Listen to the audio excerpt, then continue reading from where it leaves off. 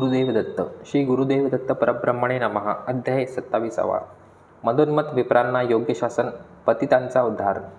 नामधारकाने सिद्धमुनीच्या चरणांना वंदन करून विनंती केली, हे तारक सिद्धमुनी, आपला विजय असो. आपले चरणकमल ज्ञानाचे मूल, सकल विद्येचा आगर आहे. आपले स्मरण करणारा भक्त आत्मभक्ती कमवितो. श्री गुरूंनी त्या अज्ञानी मूर्ख धनलोभी ब्राह्मणांना उपदेश केल्याचा पुढील कथाभाग कृपया मला सांगा. प्रसन्न झालेल्या सिद्धमुनींनी कथाख्यान प्रचलित ठेवून निरूपण केले. हे पुण्यवंत नामधारका, सकल तीर्थक्षेत्राचे मूर्तिमंत स्वरूप असलेल्या श्रीगुरूंची महिमा अप्रतिम, अगम्य तथा प्रगल्भ गोचर आहे.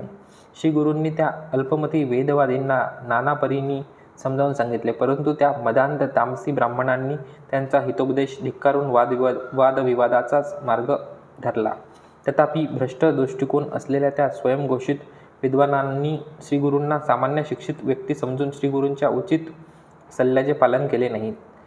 त्यांना गुरुचे असामान्यत्व कळलेच नाही. गुरुचे स्वरूप आणि त्याची योग्यता नीट समजून न घेता त्यांच्या दूषित दृष्टीने हट्टीपणाने त्यांनी श्रीगुरूंना वाद घालता येत नसेल तर हरलो असं जयपत्र लिहून द्या असे म्हणत बसून राहिले. त्या दुराभिमानी ब्राह्मणांना ते स्वतःच विनाशाच्या पथावर असलेल्याची सूक्ष्म प्रज्ञा देखील झाली नाही. एखाद्याने गुरूंना असंमत असे वर्तन करू नये. तसे केल्याने त्यांचा अरिष्ट परिणाम होतो व ते दुर्दैवाला आमंत्रित करते. श्रीगुरूंना त्यांच्या अधम वर्तनासाठी योग्य परिपाठ शिकवायचा होता. याशिवाय त्यांच्या गैरवर्तनामुळे श्रीगुरुजी त्यांच्यावर संतापले होते. श्रीगुरू रागाने म्हणाले, ब्राह्मण हो, तुमच्या मनाप्रमाणे सर्वविध होईल. विनाशकाल सन्निहित होताच माणसाची बुद्धी कार्य करत नाही. एकंदर त्यांनी आत्मघाताचा मार्ग स्वीकारला. तेवढ्यात मार्गस्थ आलेल्या एका अपरिचित व्यक्तीला पाहून त्याला आपल्या शिष्याकरवी श्रीगुरूंनी बोलावून घेतले. तेव्हा श्रीगुरूंना कळले की तो दीनकुळातील याच गावाबाहेर वास करणारा एक अज्ञानी अत्यंज आहे. श्रीगुरूच्या अमृत कटाक्षाने आपण कृतार्थ झालो, आपला चांडाळ जन्म सफल झाला असे म्हणत त्याने श्रीगुरूंना दंडवत घातला. श्रीगुरूंनी केलेल्या चौकशीवर त्याने स्वतः परिचय करून दिला. चिंतामणीच्या स्पर्शाने जसे लोह सुवर्णात परिवर्तित होते तसे श्रीगुरूच्या कृपा दृष्टीने तो पतित पावन झाला. श्रीगुरूंनी आपला योगदंड एका शिष्याजवळ दिला आणि जमिनीवर 7 रेषा आखायला सांगितल्या. नंतर त्या मातंगाला एकामागून एक रेषा टाटून त्याच्या प्रत्येक जन्माविषयी कथन करायला सांगितले. मातंगाने पहिली रेषा ओलांडली तेव्हा तो अति ज्ञानसंपन्न झाला व त्याच्या पूर्वजन्माविषयी सांगू लागला. पूर्वजन्मी तो किरात कुळात जन्माला होता व त्याचे नाव वनरेखा असे होते. दुसरी रेषा ओलांडल्यावर त्याने त्याची पूर्वीच्या जन्माविषयी सांगितले. तिसरी रेषा ओलांडून झाल्यावर आपण गंगा नदी तीरवासी गंगापुत्र नामक मच्छीमारी परिवारातून आहो असे म्हणाले. चौथी रेषा ओलांडल्यावर तो कृषिक असल्याचा व गुरुच्या अनुज्ञेने तिथे आल्याचे त्याने सांगितले.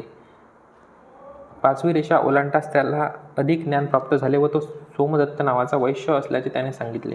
6वी रेषा ओलांडताच आपण उत्तम क्षत्रिय कुलोत्पन्न व गोदावरी नामक पुरुष असल्याचे कथन केले. शेवटी 7वी रेषा ओलांडली तेव्हा तो अत्यंत ज्ञानसंपन्न झाला व आपण वाराणसी गावातील उत्कृष्ट वेदशास्त्रज्ञ ब्राह्मणकुलीन अध्यापक आहे असे त्याने सांगितले. हे सर्व ऐकून श्रीगुरूंची चमत्कारिक कृती पाहून तिथे जमलेले गावकरी अचंबित झाले. तेव्हा त्या अपरिचिताला उद्देशून श्रीगुरू म्हणाले, हे ब्राह्मोत्तमा, प्रख्यात वैदिक पंडिता, तू वेदशास्त्र संपन्न आहेस. तू इथे आलेल्या 2 ब्राह्मणाशी वाद करण्यास सिद्ध हो. असा आदेश देऊन विभूती अभिमंत्रून त्याच्या शरीरावर शिंपडली. तक्षणी त्याच्यात ज्ञानज्योत प्रज्वलित झाली. ज्या प्रकारे कावळा मानस सरोवरावर गेल्याने राजहंस बनतो, त्याच प्रकारे तो मातंग एक श्रेष्ठ ज्ञानीपुरुष झाला.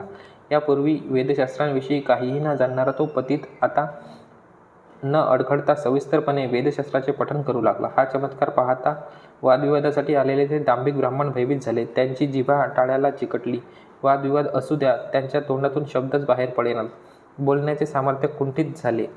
कानांना ऐकूही येईना आणि दृष्टीबाधाही अनुभवत छातीत भयंकर कळा येऊ लागल्या.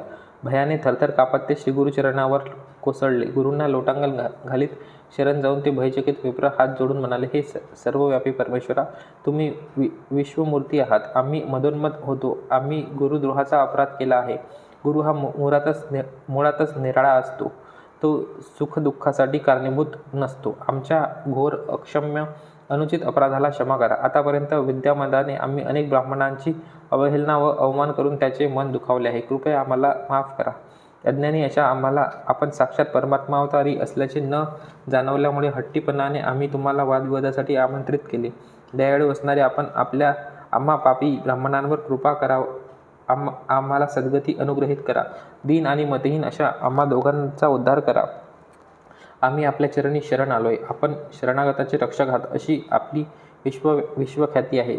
शरणागत धर्म मान्य करून आपल्या चरणाखाली आश्रय द्यावं. आम्हा दीनांना समजून घ्या. असे पुन्हा पुन्हा आर्तस्वराने प्रार्थना करीत गुरूंच्या दिव्य चरणाला अभिवंदन केले.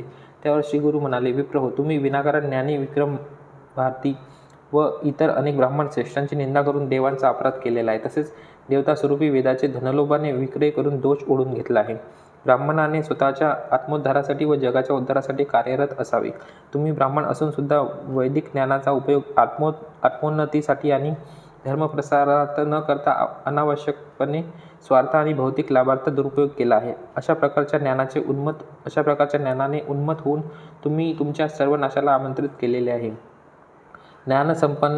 ज्ञानसंपन्नताच तुमच्या सर्व नाशाला कारण आहे. आता तुम्ही भीकर अशा दोषांनी कलंकित झाले आहेत. त्याशिवाय मी तुम्हाला हितोपदेश करीत होतो त्याचाही धिक्कार केला.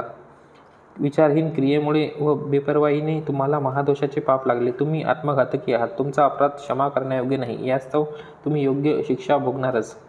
तुम्ही तात्काळ ब्रह्मराक्षस बनून तुमच्या हीन कर्माचे फळ अनुभवणार. केवळ पाप पुण्यकर्म फळ न देता व्यर्थ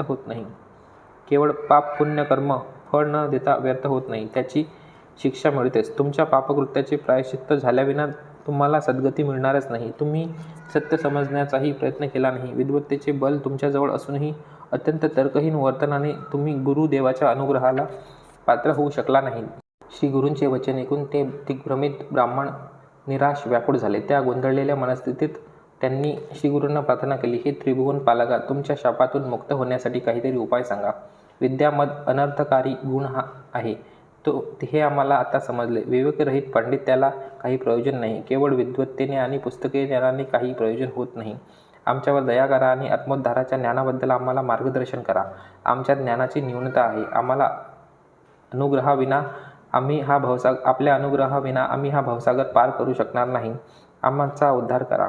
तेव्हा कृपानिधी श्री गुरुमूर्ती म्हणाले, विप्रजन हो, आजपासून 12 वर्षे तुम्हाला ब्रह्मराक्षस बनून राहावे लागेल. पण आतापासूनच तुम्ही पश्चातापाचे परितप्त झाल्यामुळे तुम्हाला मनशांती लाभेल. त्यासाठी तुम्ही शुक्ल नारायण मंत्राचा प्रथम चरणाचे सतत पठण करीत राहिले पाहिजे. त्यामुळे तुम्हाला समाधान लाभेल. हळूहळू जेव्हा तुमचे पूर्वार्जित पापकर्म क्षीण होईल तेव्हा तुम्हाला एका विद्वज्ञ संचारी ब्राह्मणाची भेट होईल. तेच तुम्हाला शुक्ल नारायण मंत्राचा उपदेश करतील. त्याच्या पुढील भागाचे तुम्हाला जेव्हा स्मरण होईल व त्याचे पठण कराल तेव्हाच तुम्हाला सद्गती मिळेल. तुमचा पापजन्म संपून तुमची मुक्ती होईल आणि अनेक जन्मांतर तुम्ही पुन्हा ब्राह्मणकुळी जन्म घ्याल. आता अजिबात विलंब न करता नदीकिनारी जा.